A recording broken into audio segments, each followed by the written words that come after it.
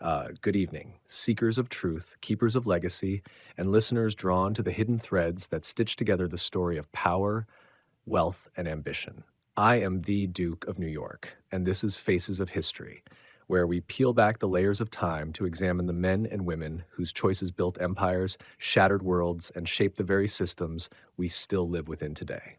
Tonight, our journey takes us deep into the smoke-filled boardrooms and steel-forged canyons of American finance, to the world of a man whose very name is still carved above the doors of banks and towers from Wall Street to Main Street. A man whose influence was so vast that when the American economy teetered on the brink, it was not the government that saved it, but him.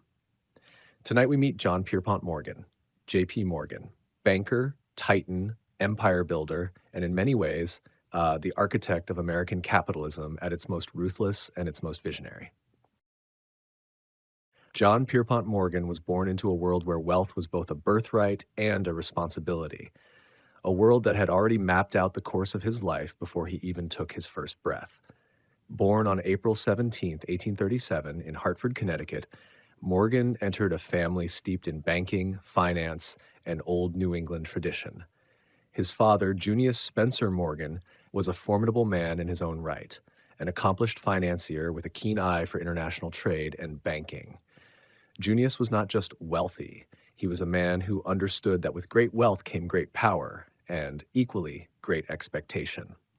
From his earliest days, young Pierpont was surrounded by privilege, lavish homes, servants, and a world of books and culture. But his upbringing was far from the carefree life many might imagine when thinking of Gilded Age elites. Morgan was a sickly child, plagued by seizures, chronic headaches, and bouts of rheumatic fever. His fragile health cast a shadow over his youth, yet it also shaped his character, instilling in him a stoic determination to rise above physical weakness. His mother, Juliet Pierpont Morgan, was a guiding presence, nurturing yet exacting. She was protective of her son, but also aware that he must be forged in the fires of discipline and education. This balance of care and rigor defined much of Morgan's childhood. Pierpont's education was a vital pillar of his upbringing. He first attended the English High School of Boston, an institution known for its focus on practical knowledge and mathematics, but it was his education abroad that would truly broaden his horizons. Sent to the University of Göttingen in Germany, Morgan immersed himself in languages, history, and critically European finance. Göttingen was a crucible for the young Morgan, a place where he absorbed the principles of international banking and commerce that would later define his career. There, amid the Gothic architecture and intellectual ferment, Morgan learned to speak fluently in French and German, became deeply familiar with the workings of European markets, and most importantly, began to understand money not just as currency, but as a tool of influence and power. His father's tutelage was relentless. Junius did not simply want his son to inherit wealth. He wanted him to expand it, to wield it like a sword and shield in the competitive world of finance. It was clear from the start that the Morgan name was not just a legacy, it was a mandate. And so, despite frailty, Pierpont developed a tough will, a keen mind, and a deep hunger to prove himself worthy of the towering expectations placed upon him. He wasn't a wild child nor a rebel. Instead, he was a disciplined and driven youth who understood that his life's work would be to build, control, and command an empire far beyond the reach of ordinary men. By the time he returned to the United States in his early 20s, John Pierpont Morgan was no longer just a sickly boy from Connecticut. He was a man shaped by the traditions of old money, sharpened by the rigor of European education, and burning with the ambition to remake American finance in his own indomitable image. When John Pierpont Morgan returned to America in the late 1850s, he was no naive heir waiting for a fortune to fall into his lap. He was a man already fluent in the codes of European finance and hungry to carve his name into the granite of Wall Street. New York in those years was a city of steamships, cobblestone streets, gas lamps, and the clang of iron rails. Money moved through the city like blood in veins, and Pierpont wanted to direct its flow. He began at Duncan, Sherman and Company, the New York agent for his father's powerful London partners, George Peabody and Co. Here, the young Morgan cut his teeth not in ivory towers, but in the fast, grimy, cutthroat world of real-world trade. He financed shipments of cotton and goods across the Atlantic, negotiating deals between old money Europe and the raw, expanding markets of the young United States. He quickly made his mark, not with bluster, but with relentless precision. Where other young men might have squandered their family's name at the clubs and ballrooms, Pierpont spent his nights bent over ledgers, studying the movement of gold, commodities, and credit. He made himself indispensable to his father's associates, the reliable son who could keep pace with London's bankers and New York's rising industrialists alike. Yet it wasn't long before Pierpont Morgan showed he wasn't content to be anyone's junior partner. He wanted his own stake, his own legacy. So in 1861, at just 24, he struck out with a bold, controversial venture that would make his name known far beyond his father's circle, the Hall Carbine affair. During the early days of the American Civil War, Morgan purchased thousands of outdated rifles from the Army at rock-bottom surplus prices. He then refurbished them, some say questionably, and sold them back to the government for a tidy profit. Was it war profiteering? To his critics, yes, an early sign of a man who would never let moral hand-wringing get in the way of a profitable deal. To his supporters, it was savvy opportunism in a time of national chaos, a sign of a financier who saw what others didn't. The controversy barely dented his rise. If anything, it signaled to the banking world that this young Morgan was fearless. He played the angles, outwitted sluggish government clerks, and showed an instinct for squeezing profit from any market, however turbulent. By 1864, he had formed his own firm, J. Pierpont Morgan and Company. While still tethered to his father's London banking house, Morgan was now a power in his own right. His specialty? Foreign exchange and railroad bonds, two rivers of money that would soon shape the American continent itself. Railroads in the mid-19th century were the beating heart of America's expansion westward. They linked factories to farms, ports to prairies, and towns to the global economy. But they were also chaotic, badly managed, overbuilt, and ripe for manipulation. Morgan saw in this chaos an empire waiting to be organized. He began financing and consolidating rail lines, working with powerful allies like the Vanderbilt family. He mastered the art of the syndicate, groups of bankers pooling vast sums to buy, merge, and control entire networks of steel rails that stretched from New York's harbors to the grain fields of the Midwest. His methods were relentless. When rival railroad owners refused to play by his rules, he would outbid, outbuy, or outmaneuver them. If he couldn't persuade, he could pressure. When he couldn't pressure, he would outlast. By his mid-30s, Pierpont Morgan was more than just a banker. He was a kingmaker of industries. He wielded not just capital, but confidence. Investors trusted him. When he backed a venture, it was as if his name alone carried the gold standard of credibility. Behind his carefully curated public image, the stern, impeccably tailored banker with the piercing eyes and the famously bulbous nose, there was the razor-sharp mind of a man who understood that wealth was not static. It had to be moved, shaped, and multiplied, or it rotted away. Through the 1870s, Morgan weathered panics and downturns that crushed weaker banks. He brokered deals that salvaged entire railroads from bankruptcy, often stepping in with his own money when others panicked. He built a network of loyal associates, lawyers, engineers, financiers, who helped him pull off rescues and takeovers with military precision. He was not the robber baron swinging a pickaxe in the mines or hammering steel on factory floors. He was the spider at the center of a web of credit, pulling invisible strings that held entire industries together. In these early decades, Morgan perfected the traits that would define his reign: discipline, secrecy, and absolute command. He demanded loyalty and delivered results. He never tolerated incompetence. He crushed rivals not through bluster, but by calmly outmaneuvering them at the negotiating table or on the balance sheet. In a nation defined by wild booms and devastating busts, J.P. Morgan was becoming something rare, a stabilizing force, a man who believed that the chaos of capitalism be tamed by one unyielding will. A financier who understood that true power lay not just in possessing vast sums, but in possessing the confidence of those who controlled even more. And so, in the Gilded Age's fevered dance of speculation and expansion, Pierpont Morgan stepped onto the floor, not to dance, but to conduct the orchestra. By the 1880s, John Pierpont Morgan was no longer just a financier among many.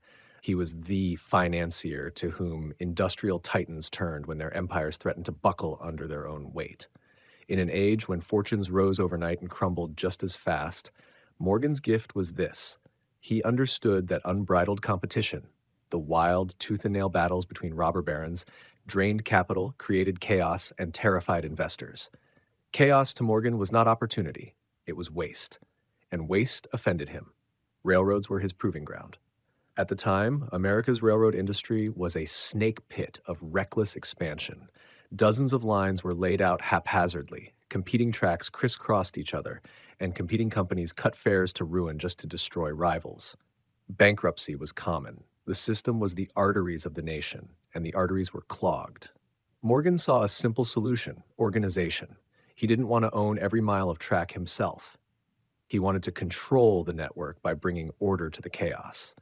He began by brokering peace between warring tycoons. When two powerful railroad barons, Cornelius Vanderbilt of the New York Central and Jay Gould of the Erie Railroad, threatened each other with financial ruin over competing lines, Morgan stepped in like a priest in a confessional booth, hammering out secret agreements in dark-paneled boardrooms. He organized what became known as railroad trusts, informal agreements that set freight rates, limited competition, and guaranteed stable profits for all involved. It was, in essence, legalized collusion, and it worked. Where chaos reigned, Morgan imposed order. He didn't stop there. If a railroad's owners refused to follow his plan, he would threaten them with financial ruin, and he had the capital and the loyal syndicates to make good on that threat. If an owner still resisted, Morgan would quietly buy up enough stock to take control outright. Then he'd push out incompetent managers, install loyal executives, refinance the debt, and present a leaner, more stable line to investors. By the turn of the century, it was estimated that Morgan directly or indirectly controlled about half of the nation's rail mileage. Every boxcar, every passenger train rolling across the prairies owed something to his iron will. But Morgan's ambition wasn't content with rails alone. In the world of steel, he saw the same chaos and the same opportunity. The American steel industry was booming but disjointed, riddled with fierce competition and undercutting prices that threatened profits. At the center of it all was Andrew Carnegie, the Scottish immigrant who had built the largest steel empire in the world. Carnegie was brilliant, but aging, and his right-hand man, Charles Schwab, knew that the endless battles with other steel magnates were sapping the industry's strength. So in a legendary midnight meeting at the Waldorf Astoria Hotel in December 1900, Schwab and Morgan sat across from each other. Over cigars and brandy, Schwab laid out a daring proposal: merge Carnegie Steel with other major steel producers into one vast trust that could dominate the industry, set prices, and crush smaller competitors. Morgan listened, nodded, and named a price. He offered Carnegie $480 million for his steel empire, an astronomical sum at the time. Carnegie, aging but shrewd, accepted. In 1901, US Steel was born, the world's first billion-dollar corporation. Just like that, Morgan controlled the backbone of American industry. He didn't swing a hammer, pour molten iron, or pound in a railroad spike, yet he made himself the indispensable bridge between capital and industry. His appetite for scale reshaped other industries too. He brokered the merger that formed General Electric, combining Edison's companies and competing electric firms under one umbrella, ensuring that America's new era of light and power would flow through a single, powerful, corporate conduit. Behind every one of these deals was Morgan's signature style: quiet backroom negotiations, unwavering confidence, and an unmatched ability to bend rivals to his will. When business partners wavered, Morgan would fix them with his famously intimidating stare, that massive frame leaning in, eyes sharp behind his spectacles, his bulbous rosacea-reddened nose as if to say, "Are you really going to challenge me?" Most didn't.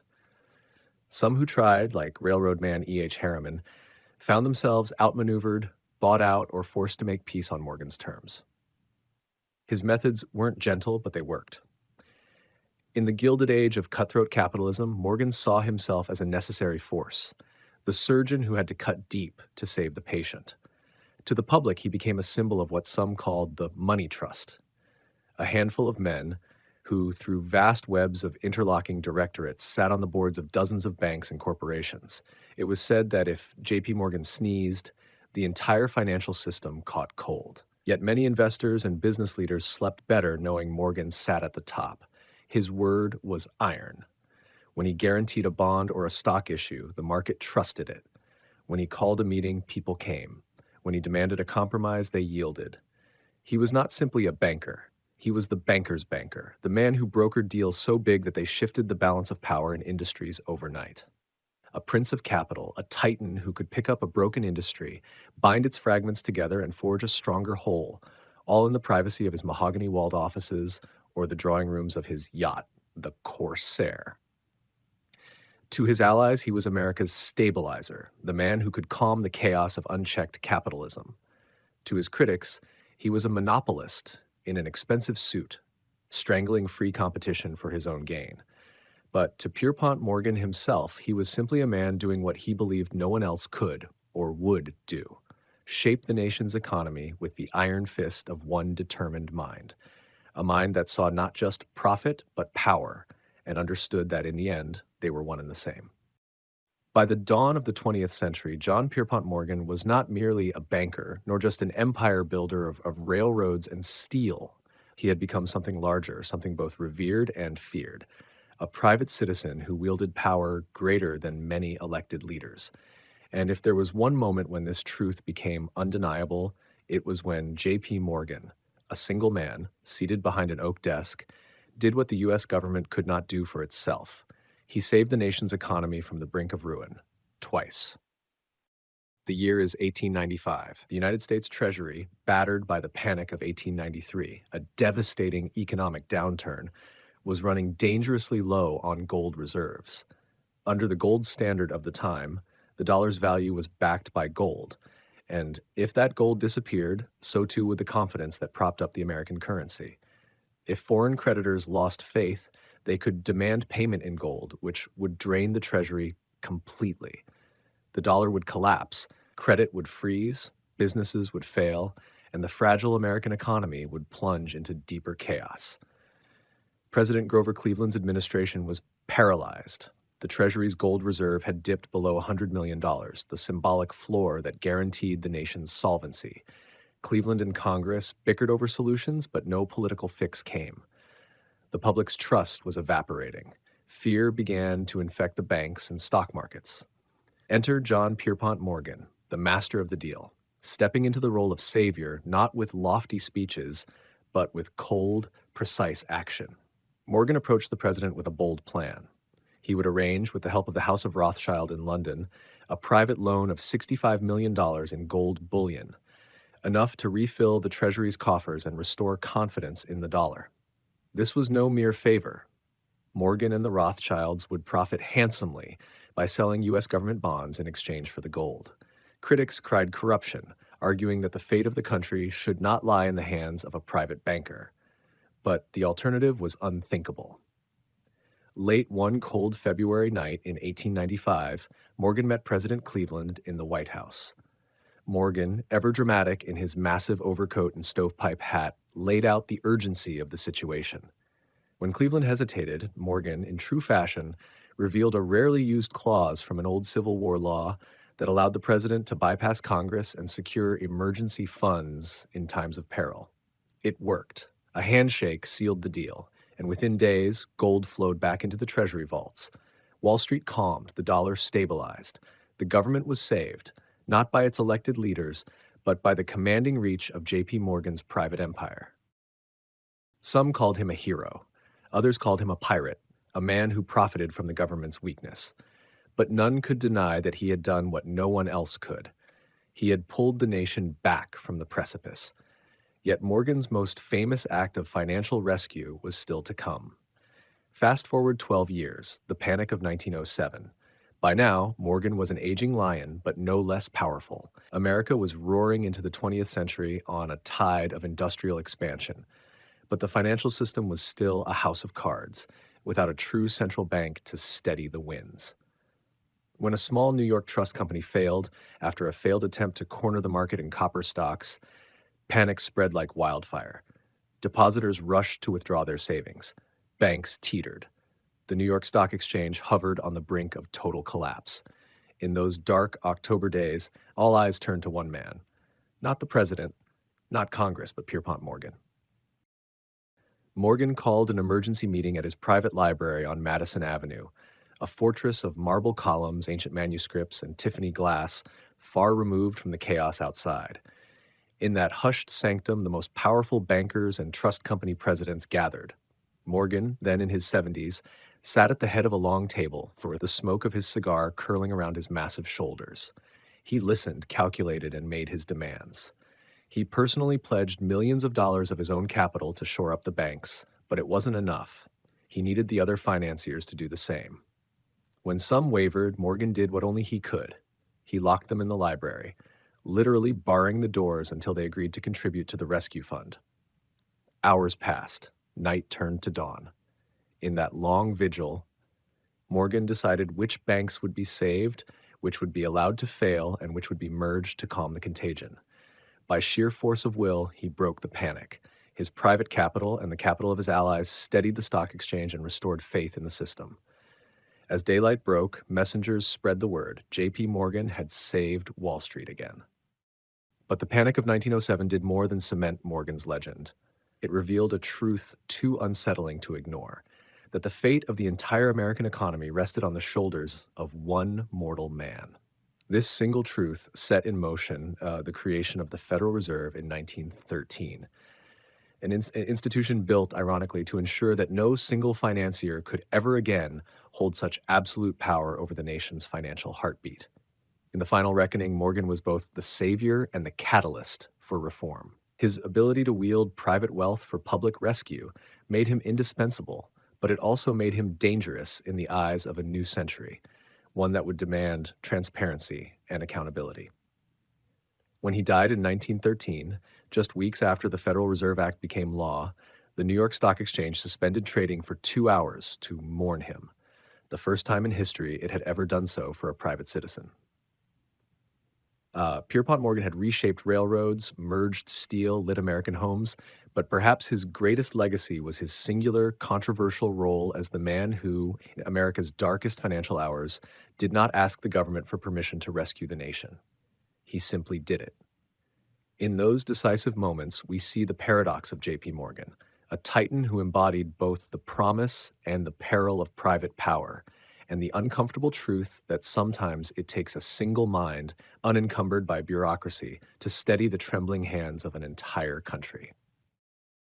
When we talk of J.P. Morgan, we talk not only of a man, but of a house not built of brick and marble alone, but of influence, interlocking trusts, and a name that could quiet the roars of Wall Street with a single word. By the height of his power, the House of Morgan was more than a bank. It was an empire within an empire, a vast network that touched steel, railroads, electricity, shipping, insurance, and more. Its fingerprints were found in the ledgers of companies from the iron mines of Minnesota to the electrified streets of New York City. It all flowed back to the modest sign above the discreet stone building at 23 Wall Street, a corner known simply as the Corner, the beating heart of Morgan's power. Unlike the sprawling skyscrapers that rose like steel cathedrals around it, the Morgan Bank was squat, fortress-like, its granite face a silent promise that inside, America's wealth was guarded and grown by the steadiest hands in the business. Inside those hushed wood-paneled rooms, Morgan and his partners did not merely issue loans, they shaped the industrial age. Here, mergers were brokered over cigars. Here, the titans of oil, rail, and steel came not to lecture, but to listen. Here, Morgan sat, nose famously bulbous and veined with rosacea, eyes sharp under the brim of his silk top hat as the final word in American finance. Morgan's bank did not operate by the same rules as others. It was private, a partnership. No board of directors chosen by scattered shareholders. No public stockholders to appease. Just Morgan and his circle of trusted partners, men handpicked, trained in secrecy and discipline. This gave the House of Morgan extraordinary flexibility. They could raise or withhold money at will. They could pivot overnight from bailing out railroads to underwriting vast industrial expansions. They could whisper into the ear of an anxious industrialist, "Sign here." and within days, entire companies changed hands. In those days, there were no federal regulators watching every move, no SEC, no Federal Reserve as we know it. If you wanted capital on a colossal scale, you knelt at the door of the House of Morgan. This was not a business that built new products in the conventional sense. It built confidence, and in an era of booms and busts, confidence was the greatest commodity of all. Consider the companies that bear Morgan's imprint even today. US Steel, the first billion-dollar corporation, forged when Morgan bought out Andrew Carnegie's vast steel empire and countless competitors, rolling them into one unstoppable trust. General Electric, born when Morgan merged Thomas Edison's General Electric Company with its rival to eliminate destructive competition and spread electric power to homes and factories nationwide. International Harvester, another Morgan-crafted merger, this time in agriculture, consolidating multiple farm equipment makers into a single industrial giant that fed America's expansion westward. One by one, these colossal trusts gave shape to modern American capitalism, but also made Morgan the poster child for everything the progressive era reformers feared. While Pierpont saw himself as a stabilizer, bringing order to chaotic industries and preventing ruinous price wars, many ordinary Americans saw something else: a monopoly man, an unelected king who decided which companies lived and which died. It wasn't just steel and rail. Insurance companies, shipping lines, telegraph cables stretched under the Atlantic. Morgan's tentacles wrapped around every channel that carried money and information. Even the art world bore his name. Morgan spent lavishly on paintings, manuscripts, and ancient treasures, amassing a private collection so vast it eventually became the backbone of New York's Metropolitan Museum of Art and the Morgan Library, a marble jewel box of books and rare documents that stands today as testament to his belief that wealth was not only to be earned, but displayed and preserved for posterity. For all his power, Morgan was a paradox. He disliked the glare of publicity. No press releases, no grandstanding. He despised the spotlight so much that photographers had to sneak to catch a glimpse of him walking the New York streets. He was a man of private clubs, hidden libraries, and backroom negotiations. His empire built not by spectacle, but by quiet control. Yet even the strongest house must weather storms, and the House of Morgan stood tall through some of the fiercest gales American capitalism could conjure. When lesser banks folded, Morgan's bank remained. When markets trembled, Morgan's calm restored them. And when the nation teetered on the brink, it was to his discreet corner office at 23 Wall Street that the powerful came, hat in hand, to plead for salvation. This was the world Morgan built. A world where the balance between chaos and order lay not in the hands of Congress or presidents alone, but in the carefully inked signatures sealed behind the oak doors of his private sanctum. And it is here, in the quiet power of his house, that we see the contradiction at the heart of his legacy. Was J.P. Morgan a stabilizer of capitalism, or a tyrant who bent it to his will? A steward who guided the American economy to maturity, or a monopolist who crushed competition in pursuit of profit? Perhaps the answer, like so many truths of history, is yes to both. In the final tally, Morgan's true monument is not just the granite vaults of his bank or the corporations that still bear his name, but the blueprint he left behind. The idea that modern capitalism is not just raw freedom and ruthless competition, but that sometimes order must be imposed, confidence must be bought, and chaos must be contained. The House of Morgan did not just finance industries. It forged a financial architecture so influential that its shape still shadows every skyscraper and trading floor today. A house built on trust, on fear, on gold, on steel, on rail, and above all, on the iron will of one man whose signature could move the nation. For all his power, for all the miles of rail he tamed, the towers he financed, and the industries he stitched together like a master tailor, John Pierpont Morgan was, in the end, just a man. And as the final years of his life unfolded, the contradictions of that man became ever clearer. The titan who commanded millions, yet whose own body would betray him. The kingmaker who stabilized an empire, yet could not control the tide of history that would soon wash over the world he built. Morgan's last decade was one of triumphs tinged with storm clouds. He was well into his 70s, yet he remained the undisputed anchor of American finance.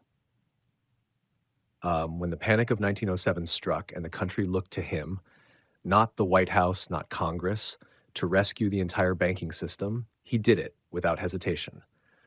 But that great feat made something else clear to the public: the uncomfortable truth that the nation's financial lifeline lay not with the people's government, but in the private hands of a single man.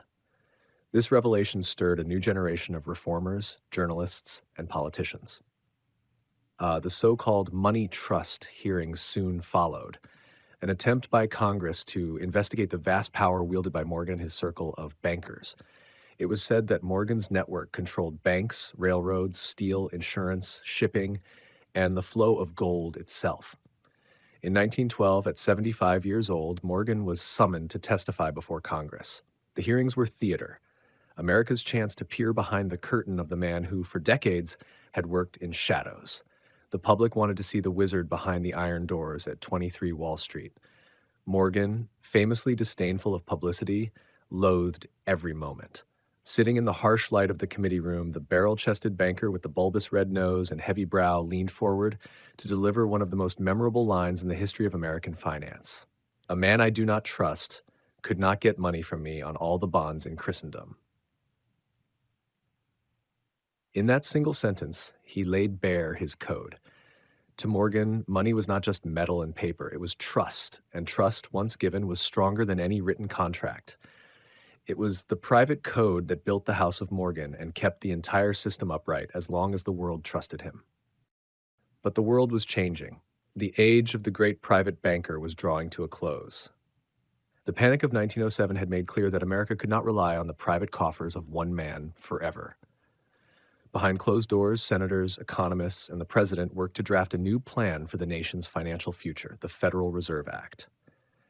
An institution designed to do openly and systematically what J.P. Morgan had done from behind locked library doors: rescue banks, steady markets, inject capital, and guard against panic. It was, in many ways, a tribute to Morgan and an end to his reign. It was the final confirmation that America could no longer afford to place its fate in the hands of a single mortal financier, however brilliant. As these political shifts unfolded, so too did Morgan's health begin its slow, relentless decline.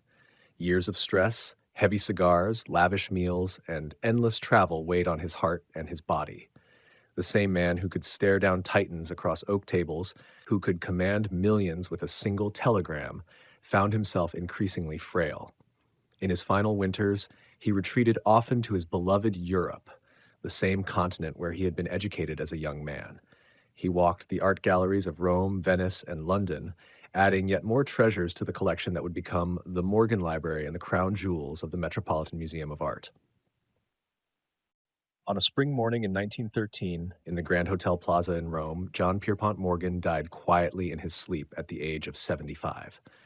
The man who had once been said to have saved the nation's economy with a handshake slipped away not surrounded by stacks of bonds and telegrams, but by soft Italian light falling through sheer curtains. When the news crossed the Atlantic, Wall Street fell silent. The stock exchange closed for 2 hours, an honor never before given to a private citizen. His funeral at St. George's Episcopal Church in New York was attended by the great and powerful, industrialists, bankers, politicians, men who had once stood in his shadow and now stepped blinking into a world without him. When his estate was finally tallied, the public was astonished to learn that Morgan's personal fortune, though vast, was far smaller than the empires he had helped others build. His worth was estimated at around $80 million. Remarkable, but dwarfed by the industrialists he had financed. Andrew Carnegie, the man Morgan had bought out to create US Steel, famously quipped upon hearing the number, and to think he wasn't even a rich man. Yet Pierpont Morgan's wealth was never measured in coins alone. It was measured in power, in influence, in the iron threads he wove through railroads, steel mills, shipping lines, electric grids, and in the fact that when the nation stood on the precipice, it was this man to whom America turned time and time again. In the years that followed his death, the House of Morgan evolved, becoming J.P. Morgan & Co., a name that endures as a global force in banking to this day.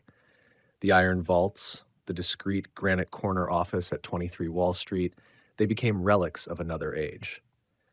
Yet the system they shaped lives on. Every stock traded, every loan extended, every bailout whispered in the corridors of power carries a ghost of the man who once made his private office America's emergency vault. John Pierpont Morgan lived his life behind oak doors and marble walls. He avoided the limelight, rejected the populist stage, and scorned the idea that the public should see the gears that turned the nation's wealth. Yet in his final years, as he sat beneath the frescoed ceilings of his library, among illuminated manuscripts and priceless art, he must have known that the age of the private banker king was ending.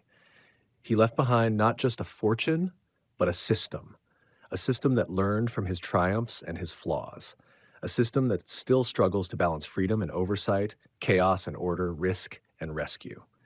In the end, the man who rescued America from ruin, who built the steel and steam that stitched the continent together, and who alone held the confidence of kings and presidents alike, met the same final reckoning that waits for us all. His vaults remained locked, his ledgers closed, but the echoes of Pierpont Morgan, the banker who once held a nation's fate in his steely hands, still rumble through the marble canyons of Wall Street today. Tonight, we stepped behind the locked doors of mahogany-paneled boardrooms and marble vaults where whispers shaped empires and quiet nods toppled dynasties. We traced the arc of a single man, John Pierpont Morgan, whose name still echoes through the halls of banks, the glass towers of modern finance, and the memories of every economic crisis America has weathered since.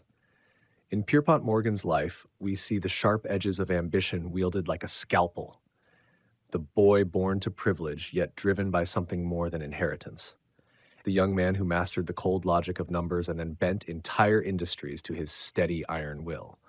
We see the contradictions too. The titan who hoarded power yet swore by trust, the art collector who adored beauty yet demanded brutal efficiency in business, the private citizen who, when the nation teetered on collapse, did what governments could not or would not do. He was not a man who clamored for statues or cheering crowds. His monuments were steel rails stretching across prairies, telegraph wires singing with electric promise, smokestacks belching prosperity into clouded skies. His legacy was not built for the warm embrace of public affection. It was built for permanence, for control, for stability, whatever the cost. And yet, even for the king of capital, time had the final word. The same steady hands that signed billion-dollar mergers trembled in the soft Roman light of his final days. The same vaults that safeguarded America's gold were left behind, keys untouched, ledgers closed forever. But look around you now. The world Morgan shaped never really vanished. Every modern bailout, every too-big-to-fail whisper, every boardroom where titans broker deals behind polished doors, there you find the ghost of John Pierpont Morgan reminding us that capitalism's greatest promise and its deepest peril lies in what we trust other humans to do when the stakes are highest. In the end, Morgan's lesson is not that a single man should ever again hold so much sway, but that, when history demands it, one determined mind can steady the trembling hands of a nation on the brink. And remember, seekers of truth and keepers of legacy, the faces of history are not always carved in stone or cast in bronze. Sometimes they hide behind locked doors, behind ledgers and telegrams and whispered deals. Sometimes they are mirrors. Look closely enough, and in their story you may find your own reflection. Until next time, I am the Duke of New York. Good night, and may your vaults be guarded well.